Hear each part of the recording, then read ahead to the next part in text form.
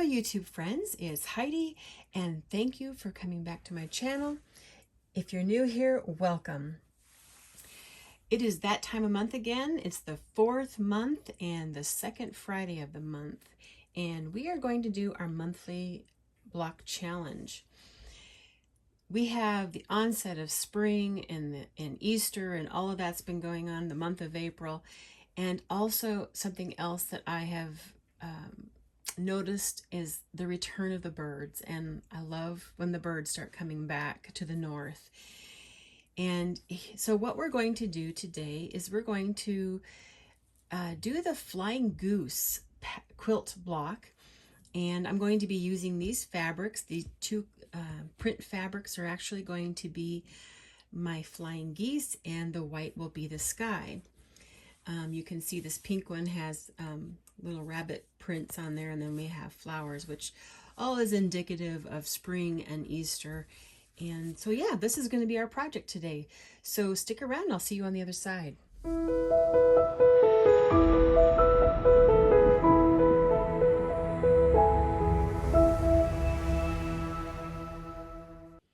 So we're going to get started right away with cutting our fabric for making this block.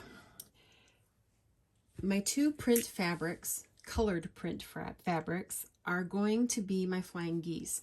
So from each of these fabrics, I'm going to cut one square that is 3 3/4 inches. From my white, I'm going to cut 8 2 1/8 inch squares. So let's go right to the cutting board and get started.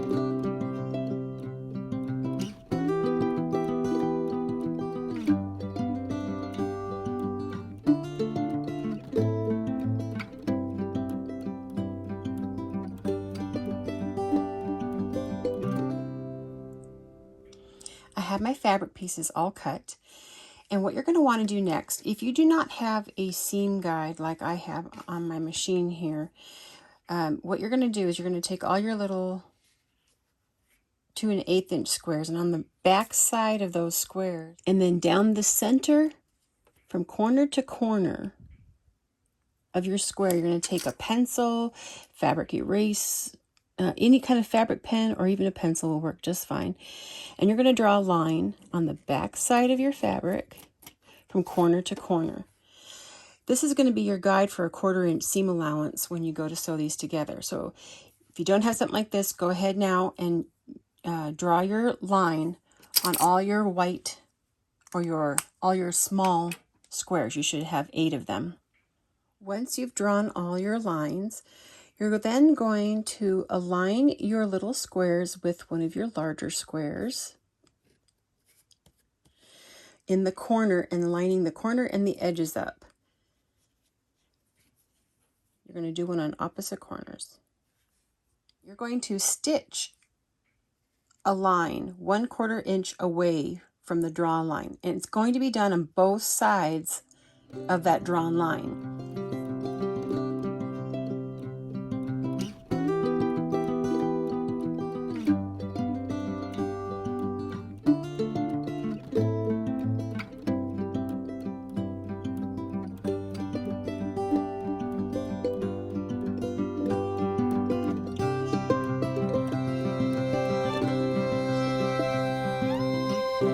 You have the first one sewn, you're going to go ahead and turn your piece, and from the opposite end continue sewing the same way, 1/4 inch away from your original drawn line.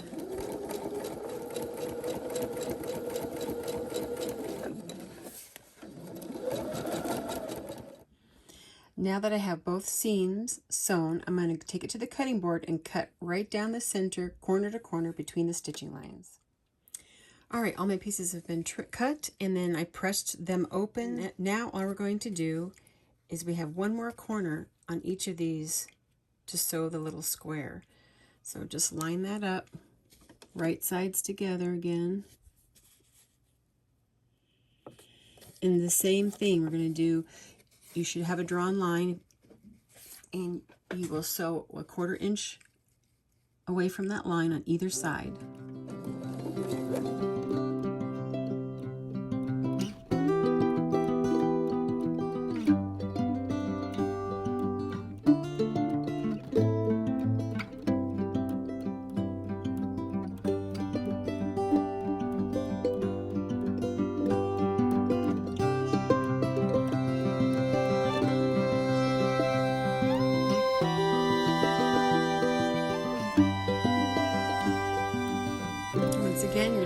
take these and do the 1/4 inch seam allowance on the other side of your line.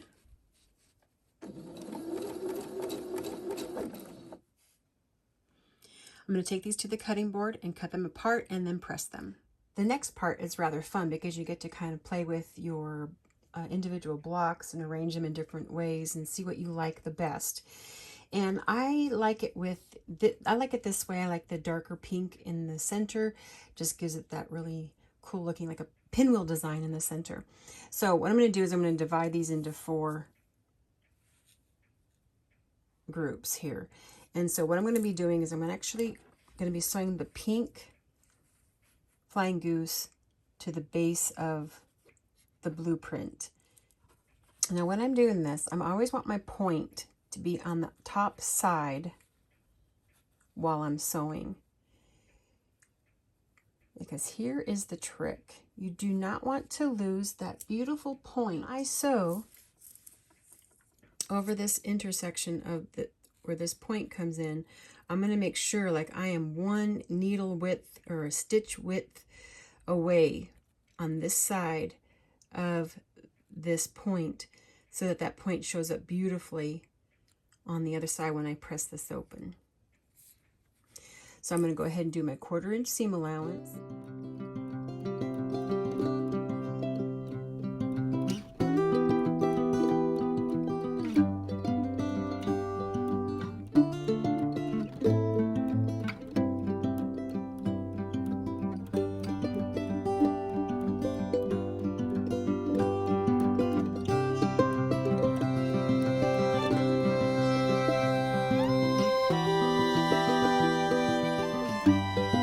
I've pressed all my blocks and I made sure to press my seam allowance away from the point that you see here.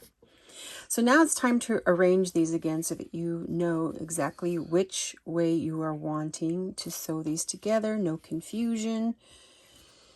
And that's the way I'm going to be sewing mine together. So what I'm going to do is I'm actually going to just sew them this way together, just like that. And I don't have to worry about any points. There are no points on this seam allowance, but I'm just going to go ahead and align my pieces. One of the things I want to make sure of is where my pinwheel pieces come together right here. I'm going to make sure that those seam allowances are nesting very nicely together. Just making sure that those 2 seams nest together so that they'll match up when they're opened. When you press these together, you're going to see that your seam allowance will want to go towards the base of one of these triangles because there are no seam allowances on this piece, so it'll want to go that way. And that will help for nesting your seams together when you go to put them together. So I'm just going to double check, make sure I have everything laying the correct way. So this is going to go together like so. And just want to make sure that that center seam allowance right there, that they're nesting together. And you can see that my seam allowances are going opposite directions. That helps to eliminate the bulk. Just so it doesn't move while you're sewing, you can pin that.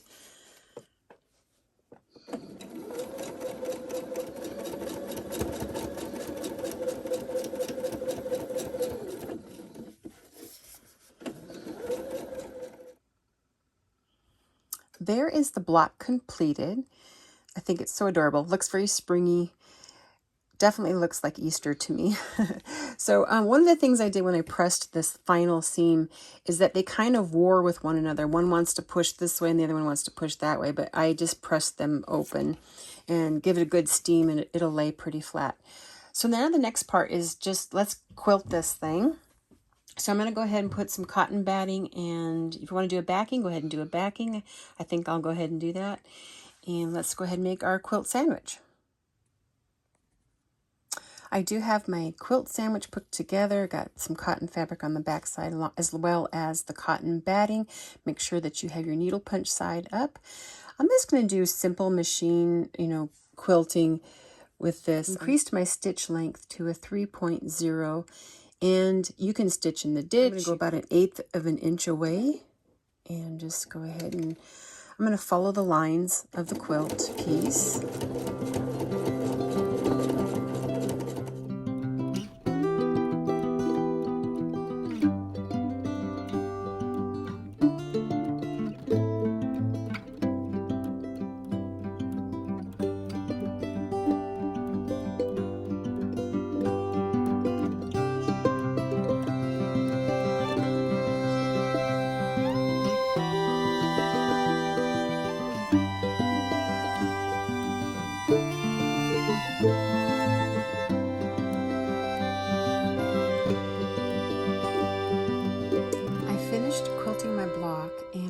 to do now is I'm going to go ahead and I'm going to trim this down to the 5 inches and then do the cord border on this like I did in the first video, which I will put a link above for that so you can see how to do that.